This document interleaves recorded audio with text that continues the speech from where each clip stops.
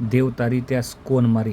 वाकोद येथील भीषण अपघातात शेतकरी बालंबाल बचावला. वाकोद तालुका जामनेर येथे जळगाव छत्रपती संभाजीनगर राष्ट्रीय महामार्गावर एक अत्यंत भीषण अपघात घडला असून पुण्याकडे जाणाऱ्या एका सुसाट खाजगी बसने रस्त्याच्या कडेला उभ्या असलेल्या बैलगाडीला जोराची धडक दिली. या धडकेत बैलगाडीचा अक्षरशः चुराडा झाला असून सुदैवाने बैलगाडीवरील असलेला शेतकरी यातून बालंबाल बचावला आहे. या थरारक अपघाताचा व्हिडिओ जवळच असलेल्या CCTV कॅमेऱ्यात कैद झाला आहे. वाकोद तालुका जामनेर येथे जळगाव छत्रपती संभाजीनगर या महामार्गावर आज सकाळी 8 वाजता खाजगी ट्रॅव्हल बस पुण्याच्या दिशेने अतिवेगाने जात होती.